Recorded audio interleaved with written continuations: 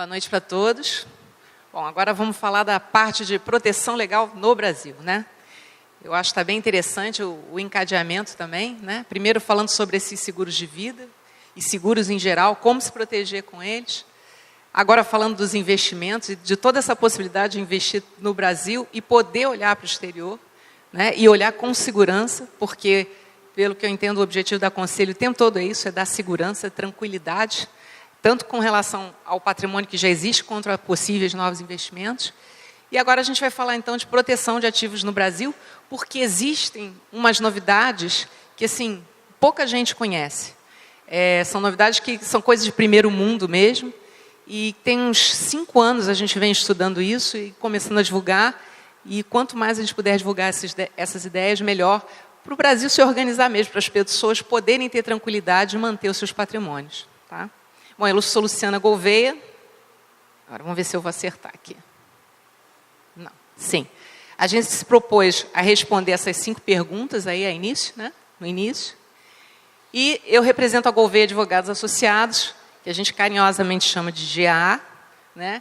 Com melhores soluções jurídico-financeiras e experiência profissional aí de mais de meio século. E falando em experiência profissional, em experiência, em tradição, eu queria perguntar, alguém tem ideia dessa imagem, do que é essa imagem? Vocês já estão vendo que é um castelo, mas sabem que castelo é esse? Alguém chuta? Vou dar mais uma dica. Ele está representado nessa nota de 500 marcos também. Bom, 500 marcos, já deu para desconfiar, alguma coisa na Alemanha, né? Então, vamos lá. Esse é o castelo de Eltz, na Alemanha. E ele, lindíssimo, é visitado, durante o verão ele é possível de ser visitado. E por que eu trouxe? Fiz questão de trazer. Ele foi construído no início do século XII, foi uma doação que o Império, na época, deu para essa família Eltz. E, apesar de todas as adversidades, ele está há 800 anos com essa família, com essa mesma família. São 33 gerações já, e já está sendo preparada a 34ª geração para receber não só o castelo, quanto o outro patrimônio, os outros bens que essa família tem, que incluem vinícolas, inclui obras de arte, uma série de riquezas que essa família conseguiu levar ao longo de 800 anos. E eram muitos os problemas, porque era uma rota comercial onde ele se localizava. Então, além das guerras, além dos ursos do bosque, né, que eu fui procurar entender, tinha os bandidos. E mesmo assim, eles conseguiram estar aí de pé até hoje, e muito bem, porque é um dos castelos realmente mais bonitos de ser visitados. E aí eu comecei a pensar, se essa família Eltz conseguiu isso, levar esse patrimônio por 800 anos, passar o bastão a cada nova geração, 33, chegando agora à 34ª geração, eu também posso fazer isso. Cada um de vocês pode fazer isso. A questão é só como, né? Porque aqui no Brasil, a gente não tem o costume, na escola a gente não aprende questões financeiras, na faculdade também não se aprende. Então, assim, como que a gente consegue manter um patrimônio com tranquilidade, com segurança e, melhor, ainda poder curtir o patrimônio, né? Porque não é só trancar o patrimônio e esconder em algum lugar, trancar no cofre. Não, a gente merece usufruir do patrimônio. E aí, pensando em tradição, em gerações, eu trouxe essa foto aqui. Alguém sabe quem é o cidadão que está lá se divertindo com as mulheres? É Jorginho Guilherme, o maior playboy do Brasil, né? Que ficou aí como uma figura que acabou vivendo de favor no final dos tempos, né? No Copacabana Palace, e dizendo que errou no cálculo, né? Porque o dinheiro acabou antes da hora. Então aí fica outra pergunta. Será que a gente consegue calcular direito esse dinheiro? E pensando na família Eltz, consegue, né, gente? Porque os caras estão conseguindo há 800 anos. É muito tempo. Então, a pergunta é essa. É possível proteger o patrimônio para desfrutá-lo? Eu entendo que é possível. Eu aprendi que é possível. E tenho desenvolvido isso, tanto pessoalmente, quanto para meus clientes. A gente tem feito todo um trabalho que são desenhos que são possíveis de fazer para realmente ser possível. E eu vou falar só da parte brasileira, mas é lógico que isso ainda é possível ser internacional. Como bem ressaltou agora o Gustavo, essa questão de que o Brasil equivale a 3% aí dos investimentos. E o resto do mundo? E melhor, a gente passeia pelo mundo. E aí eu estou sempre com investimentos e com patrimônio só no Brasil? Ou seja, eu estou pagando em real o que eu vou gastar lá fora? Eu podia estar pagando em dólar, podia estar pagando com euro que se fez lá fora. Então, assim, como conseguir tudo isso? Bom, falando disso, é uma pergunta que sempre vem, né? Para que proteger, né? E proteger é para evitar, primeiro, a perda de bens devido a, para começar, essa coisa da responsabilidade por indenizações, para que você é responsável e tem que pagar indenizações. Eu estava conversando com uma roda de amigos agora no Dia das Mães e fiquei assustada de saber que 2 das pessoas que estavam na roda tinham esquecido de pagar o IPVAT, esqueci o nome do seguro dos carros. IDPVAT, isso. Tinham esquecido de pagar porque, como ele veio em 2 documentos esse ano, esqueceram. Eu disse, nossa, eu, da forma de advogada, fiquei em pânico, porque se essa pessoa atropela alguém, ou o motorista dela atropela alguém, é uma indenização que às vezes é uma fortuna. Vai pagar a indenização equivalente ao resto da vida daquela pessoa. Então, assim, são os riscos de você perder bens por conta de alguma imposição de indenização que você tem que pagar. Então, se o seu patrimônio está na pessoa física, vai embora o seu bem. Também pode ir embora o seu bem por conta de desconsideração de personalidade jurídica. Eu estive aí numa palestra no início do ano com uma portuguesa, advogada portuguesa, que fala sobre proteção patrimonial, e ela disse que ela fica muito assustada com o Brasil, porque aqui os juízes desconsideram as empresas com uma facilidade e atingem o capital dos sócios, sem mais nem menos. Ela disse, na Europa isso não está acontecendo, nos Estados Unidos acontece sim, mas na Europa nós estamos resguardando, porque é importante o empresário ser resguardado, porque senão a economia vai falir, vai quebrar. E aqui no Brasil não. Se a gente tiver uma dívida trabalhista e a empresa, minha empresa, que tem um capital social lá de 100 mil reais, aí a dívida trabalhista é maior do que isso, o certo seria, ok, eu só tenho até 100 mil reais para pagar. Mas não, os juízes vão lá e dizem, não, você só tem 100 mil reais? Não, eu vou pegar os outros 50 mil na sua casa. Vou lá pegar no seu carro, na sua conta bancária. Então, vão lá, travam as contas do empresário, uma confusão danada e perda de novo de patrimônio. Namoros, casamentos, vocês já devem ter ouvido muitas histórias, né? E eu colecionei algumas por aqui. E a dilapidação por herdeiros. Porque muitas vezes a pessoa falece, e aqui eu vou falar não mais falecimento, vamos falar passamento, para ficar mais suave. Então, a pessoa faz o passamento e os herdeiros vão levar uma vida inteira para conseguir resolver um inventário e, às vezes, vão pagar com os bens do inventário. O Hugo tinha falado isso, né? Com os bens que tinham no inventário, vão pagar o judiciário para resolver isso. Pagar judiciário, advogados e tudo mais. Quer dizer, tudo isso aí, perda de bens no Brasil. Além disso, existe a decretação de indisponibilidade também dos gerentes, dos administradores de empresas, além dos sócios. Né? E existe a condenação criminal. Hoje, essa é a novidade, a condenação criminal por atos de corrupção. Então, se você tem uma empresa com 30 funcionários, 100 funcionários, e o funcionário lá da ponta, né, o boy, ele pratica um ato de corrupção, pode ser que a minha empresa seja condenada e eu também. Quer dizer, é muita insegurança. É muito assustador perder todo um patrimônio construído por conta desses detalhezinhos. Como cuidar disso? Então, assim, para que proteger? Para organizar os bens, que é outra coisa, eu não sei se acontece com vocês, mas acontecia comigo antes de eu organizar patrimonialmente, que eu só ia conferir os bens que eu tinha na hora de prestar o imposto de renda. Ali que eu parava, só a casa tal, não sei o quê, dinheiro tal. E às vezes até esquecia de algum e tinha que fazer retificadora. Mas com a proteção patrimonial não, que você vai lá, bota os bens em caixinhas, organiza aquilo tudo, facilita isso também. Proteger também para planejamento sucessório, né?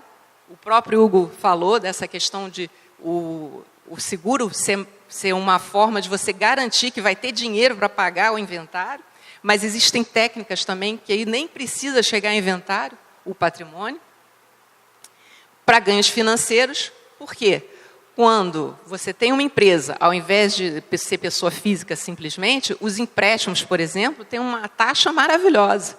Né? Enquanto pessoa física está pagando aí 60% ao ano, uma pessoa jurídica vai pagar 3%, 5% ao ano, que é uma maravilha, ganhos financeiros.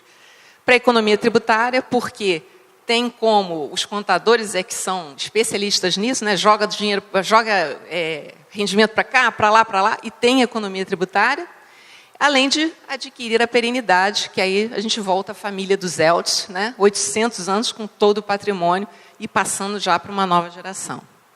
Bom, essas seriam as ideias de por que proteger o patrimônio de vocês.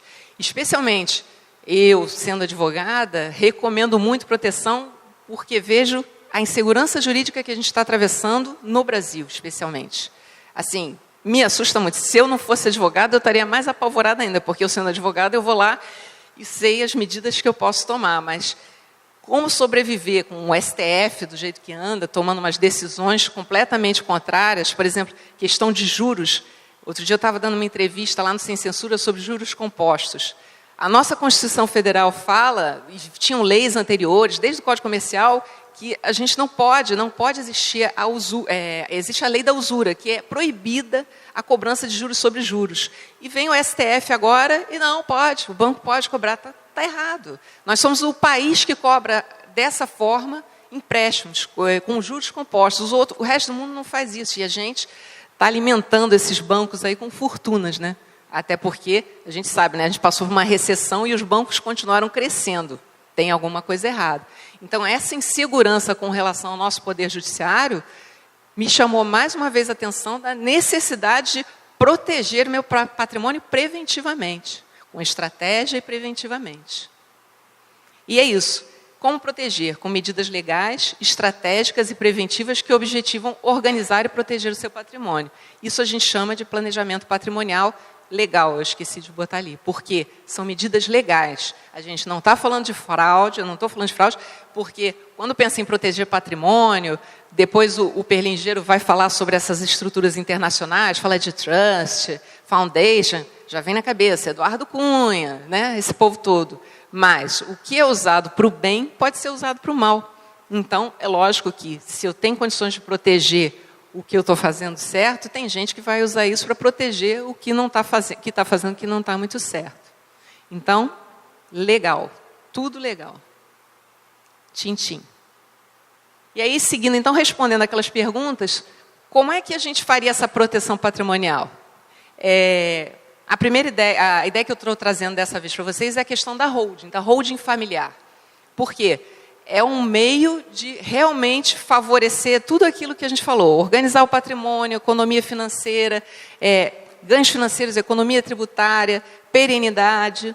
Porque as holdings surgiram no Brasil lá em 76 com a lei das sociedades anônimas. E elas são empresas destinadas simplesmente a participar em outras sociedades, ou para realizar objeto social, né, e o objeto social é o que aquela sociedade se determinou a fazer, ou simplesmente para benefícios fiscais. É dito isso na lei. Então, é possível criar uma holding para proteger o patrimônio da família. E são as chamadas holdings familiares. Ela não tem atividade produtiva, ela não tem comércio, ela controla outras sociedades, controla os bens das pessoas envolvidas. Bom, a holding vai ajudar a evitar brigas de família, essa holding familiar, e a depredação do patrimônio. Né? Ela pode equacionar as conveniências das pessoas envolvidas, geralmente do casal ou da pessoa que resolveu dispor os bens de alguma forma. E ela vai poder equacionar casamentos, divórcios, partilhas, espaçamentos, disposições de última vontade, herdeiros, até reconhecimento para colaboradores. Né? Às vezes a gente tem colaboradores, a gente quer reconhecer o trabalho de uma vida que eles tiveram com a gente, até isso é possível. E liderança na família. Então, assim, e aí eu trouxe alguns exemplos de toda a confusão que casamentos, partilhas, contratos podem gerar, né, porque isso está na mídia. Então, casamentos inventados, por exemplo, a viúva do Steinbrück, né, os filhos deles estavam achando que ela não teria direito a partilhar, a receber a herança de 380 milhões que ele deixou, simplesmente porque ela tinha quando ela casou, ela elegeu o regime de bens da separação de bens. E aí eles achavam que, como ela estava com a separação de bens, ele falecendo, não tinha que passar nada para ela. Lei do engano. Ela se organizou, e provavelmente se organizou junto com o Steinbrück, e isso é questão de entender o regime de bens, que, assustadoramente, os brasileiros não querem nem saber. A pessoa resolve casar, vai lá, diz, eu quero casar, entra no cartório, e colocam lá o regime, que bem entender. Ninguém pensa se, como é que eu vou fazer isso? Vou fazer separação de bens? Vou fazer comunhão total de bens? Não. Ninguém é instruído de como é melhor fazer, pensando no patrimônio que está trazendo para dentro dessa nova família e o patrimônio que vai ser formado depois. Isso tudo precisa pensar, porque senão pode gerar confusão. Até união estável. Hoje em dia as pessoas fazem lá aquela declaração de união estável, entram no cartório, eu quero declarar minha união estável. E o pessoal simplesmente anota, comunhão parcial de bens, porque esse é o regime oficial. Mas, gente, tem milhões de maneiras. E, por exemplo, essa questão do casal, do Steinbrück, né, eles puseram com separação de bens, ou seja, enquanto ele estava vivo, tudo que ele conquistasse era só dele, prejuízos, dívidas, prejuízos ou lucros, e ela também, cada um ficava com as suas partes separadas, mas na hora do falecimento ela tem direito. E deu tudo certo, porque provavelmente eles foram bem ensinados, né, tratados como fazer a proteção patrimonial. Perguntaram, questionaram, o que eu vejo que a maioria dos brasileiros não questiona. Aí outra coisa que eu botei aqui, essa novidade aqui, que eu tomei um susto, que para comprovar uma união estável, uma mulher foi lá e declarou que tinha cometido um crime só para comprovar a união estável e conseguir receber os bens e a pensão do marido. Então, a que ponto se chega quando não se está organizado patrimonialmente? E ela acabou não conseguindo nada, porque ela declarou que participou de um crime que o cara fez, né, que o namorado dela, namorildo, teria feito, não conseguiu. Mas a que ponto se chega porque não se organizou primeiro?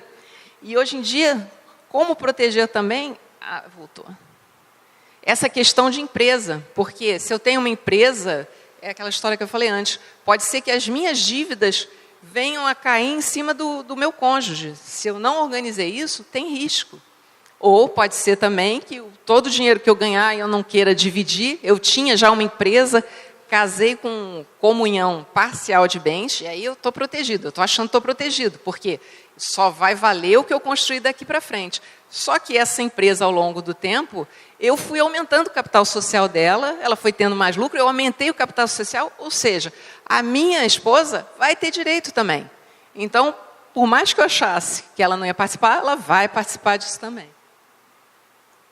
E como organizar para deixar de perder, né?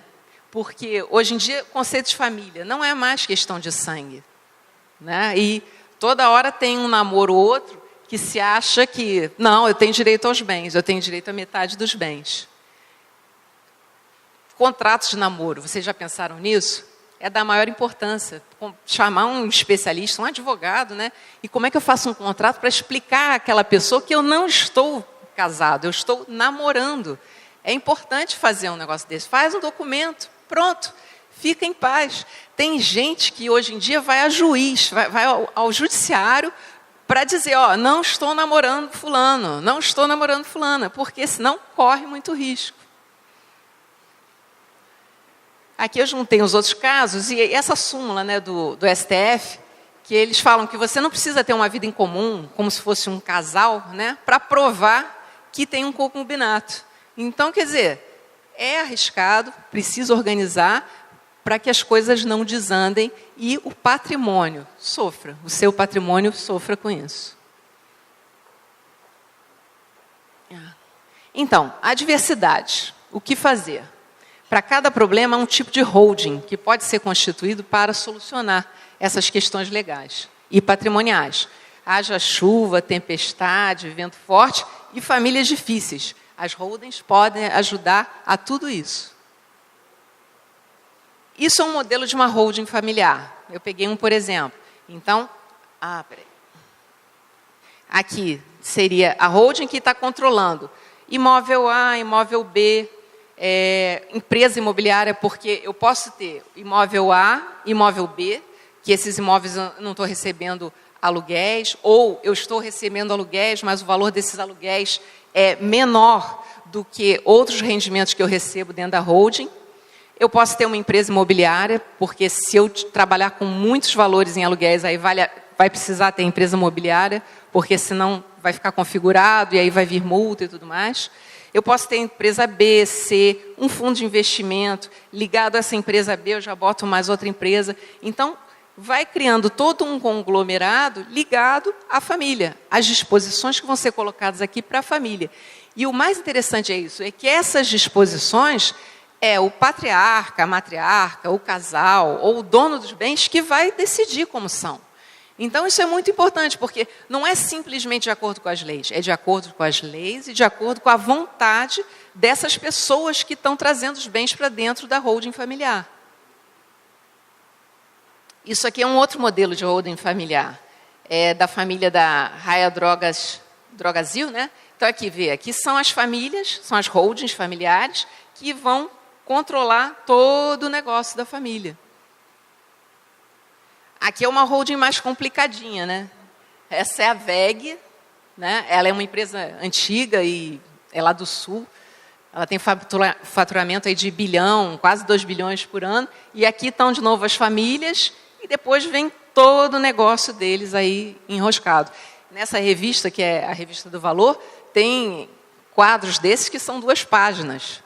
Por quê? É tudo para facilitar a questão tributária, questão das vontades. Mas é lógico que a gente pode ter uma facilzinha, sim, só com os bens, com os investimentos, com os imóveis. É possível simplificar e vale muito a pena.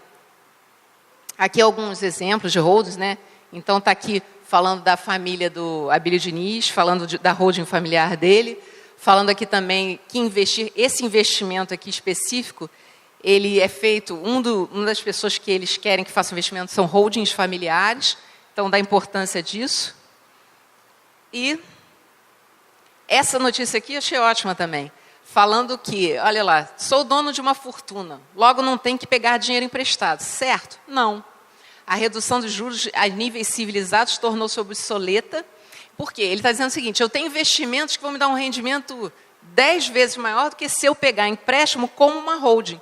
Se eu pegar um empréstimo como pessoa física, é aquilo que eu falei, vai pagar lá os 60% ao ano. Mas se eu pegar como uma holding familiar, que é uma empresa, olha lá, aqui na verdade são empréstimos até para comprar aeronaves, 3% ao ano.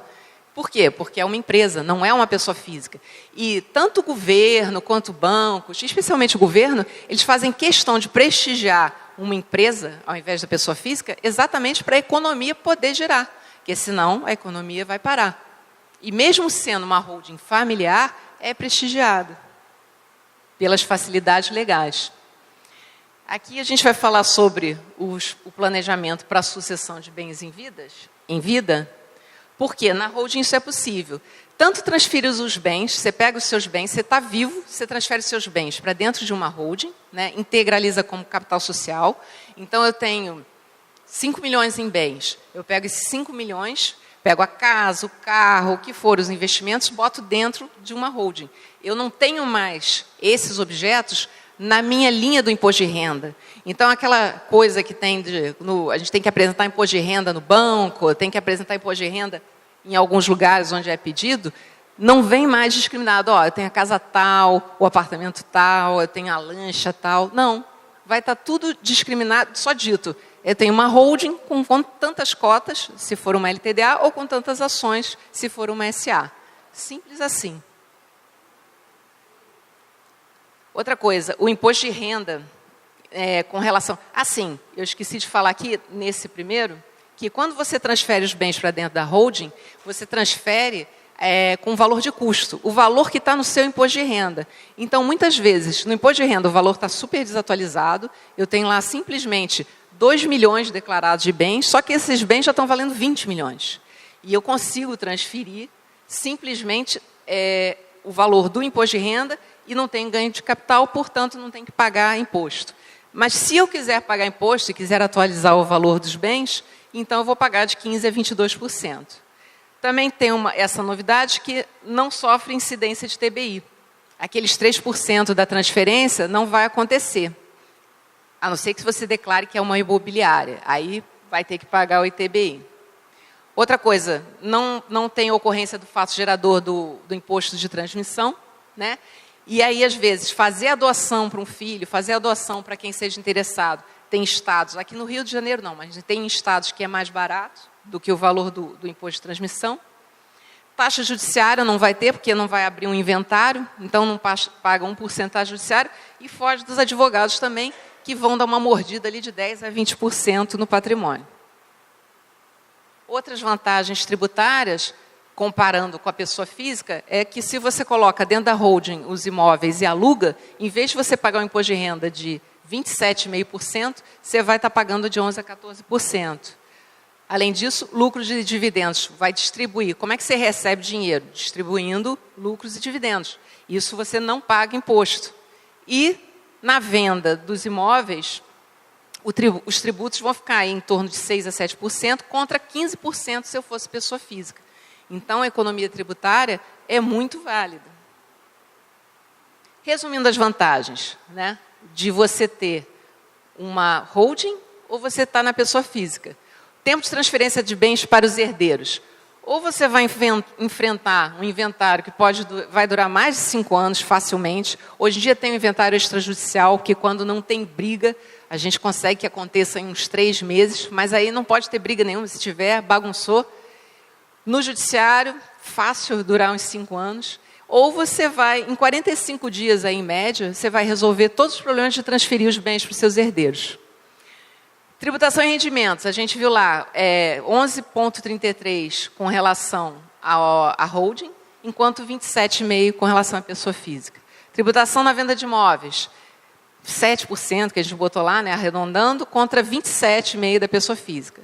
Sucessão, vai ser conforme estipulado e de acordo com as leis, ou seja, vai ter a vontade de quem está entregando os bens, ou vai ser só de acordo com as leis, quando for fazer o inventário, pessoa física.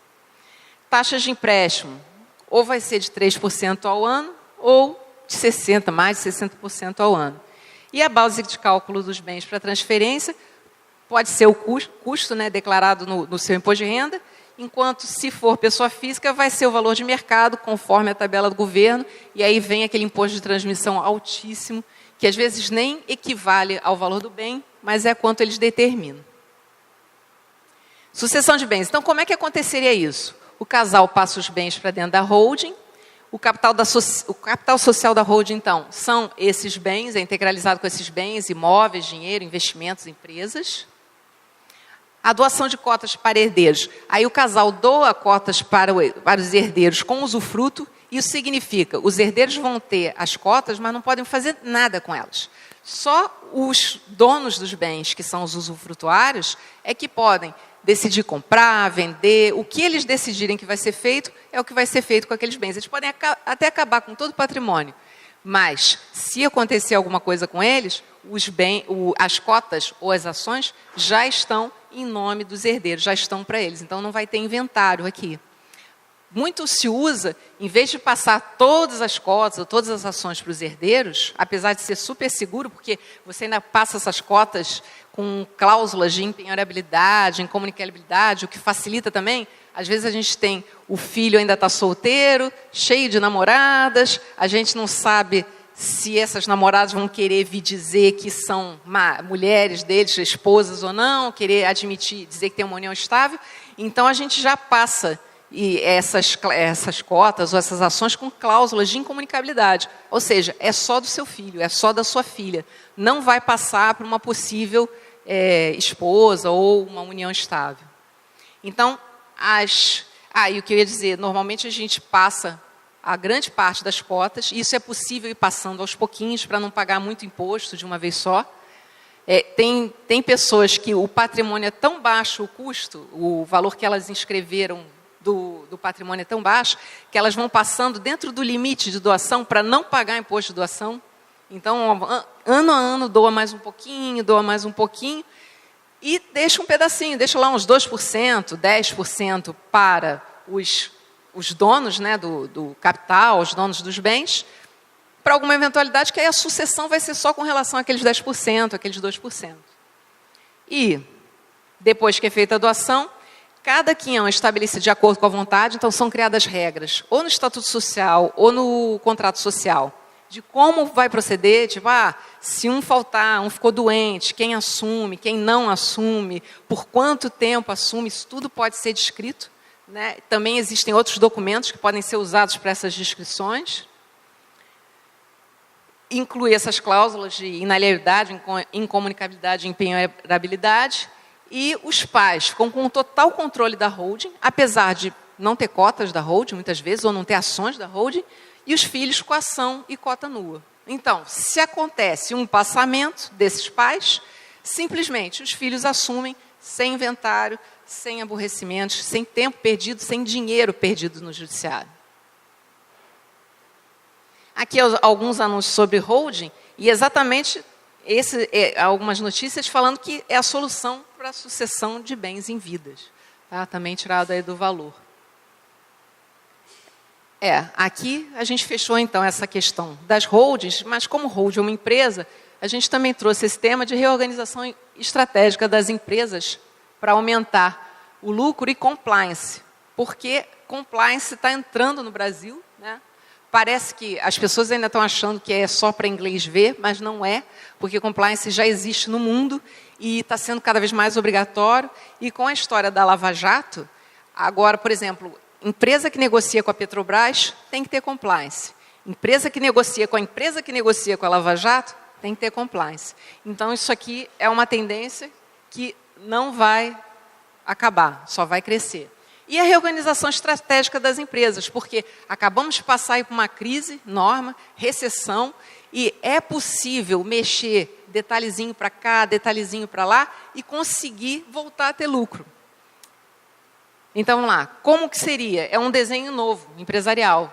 Você pode reorganizar a forma de registro tributário e contábil. Então, a sua empresa estava lá no lucro real, você passa ela para o lucro presumido.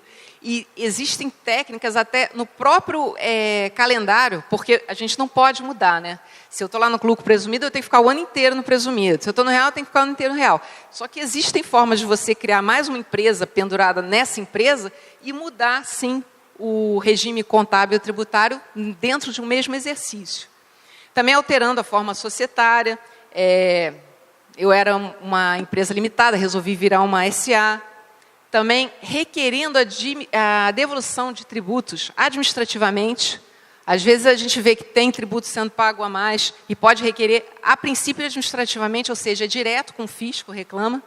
Ingressando também com ações judiciais, quando não consegue administrativamente, ainda pode reclamar judicialmente esses tributos que estão sendo cobrados a mais, e o governo está com uma fome enorme, esse leão, eles estão atacando as empresas, então precisa muito de reorganização empresarial. E também processo de indenização, pedindo dano moral mesmo, porque às vezes a empresa sofre algum protesto, paga, e mesmo assim é tida como que não tivesse pago. Isso é ruim para o nome dela, né? E aí ela pode pedir indenização por dano moral. E aí o compliance, como a gente tinha falado também, que é para evitar a responsabilidade objetiva, civil e administrativa, além de penal, com relação também a crimes ambientais. Então, hoje isso aqui é uma nova história que está acontecendo no Brasil e é importante os empresários estarem atentos e quem tiver a holding também vai ter que lidar com toda essa história. Aqui algumas notícias sobre esses temas, né? Falando do modelo aí, falando de empresas familiares especialmente, que tem uma estatística, né, que não passa da 4ª geração. Então, é fazer uma reorganização estratégica, empresarial, para que ela passe, sim, porque é possível passar da 4ª, da 10ª geração. Aqui, isso aqui é a Vale, fazendo uma reorganização societária da empresa também, chamando ações, chamando assembleia para mudar o estilo de ação. Isso as empresas todas fazem já. E compliance para evitar a responsabilização penal, né? Porque hoje, olha lá, todos aqueles com controle sobre a atividade da empresa, ainda que parcial, têm o dever de agir para evitar a prática de crimes. Então, não tem jeito, hoje qualquer empresário está correndo risco de ser condenado, aí, ter alguma condenação à sua empresa ou ele próprio. Então, precisa do compliance, né? Compliance nada mais é do que conformidade às regras legais e morais. E aí ele está baseado aqui no Brasil na lei anticorrupção. E ele vem aí dessa Foreign Corrupt Practices, é uma lei americana que foi criada, não é nem uma lei, é uma determinação americana, que a partir daí o mundo começou a se organizar com compliance. Bom, então, como proteger o patrimônio para desfrutá-lo? Vocês já estão começando a achar que é possível? O nosso amigo gostaria de ter tido essas informações que vocês estão tendo, né? Então, proteção legal de ativos, soluções legais para você e para a sua empresa. A proposta da Conselho, quando trouxe a gente, é essa, é apresentar esses especialistas que possam reunir expertise suficiente, porque não adianta eu ir só para o contador, e muitos contadores vão lá, não, eu resolvo isso, eu tenho documento para isso, que o contador muitas vezes tem não é nem advogado, pode ser que seja, mas às vezes é só um bacharel em direito, que está opinando, está dizendo como fazer os contratos, como organizar. Mas, se eu realmente tiver um contador, mais um advogado, mais um cartório, tiver para os casos de mediação, de conflito, que sempre acontecem nessas questões de família, né? Tiver um psicólogo, tiver o pessoal que lida com o melhor, que pode dizer qual é o melhor investimento, se eu tiver alguém que entenda seguro, se eu tiver toda uma equipe de especialistas, aí sim eu vou conseguir essas soluções legais melhores para me proteger. Entendeu? Que o advogado não entende, né? Eu fico perdida com esse monte de números e dos impostos, tributos, e muda toda hora, e agora não pode fazer assim, agora faz assado. Então, eu tenho que estar o tempo todo parceira do meu contador, né? E agora, o que a gente vai fazer? Qual é o próximo passo? Porque muda a lei, gente. O tempo todo muda a lei, muda jeito de interpretar a lei. Ainda isso é o pior, daí é a insegurança jurídica. E a gente precisa proteger o patrimônio. Então, assim, soluções legais para você e sua empresa com especialistas. Vocês buscarem isso sempre. Não deixar no achismo, né? Soluções legais para você poder desfrutar do patrimônio. E aí vem de novo o nosso amigo lá, o playboy brasileiro, que assim, eu tenho direito a desfrutar do meu patrimônio, eu não tenho que esconder o meu patrimônio, eu não tenho que deixar trancado dentro do banco e só o banqueiro usufruir do meu patrimônio, né? Que ainda tem isso, quando a gente deixa lá no banco, quem vai usufruir é o banqueiro, né? Não, eu tenho que ter soluções para usufruir disso tudo. E aí a proposta da proteção legal de ativos, para a gente ficar de pernas para o ar, de bem com a vida. Bom, é isso. Excelente encontro aí para vocês e daqui a pouco a gente debate aí qualquer questão, tá bom?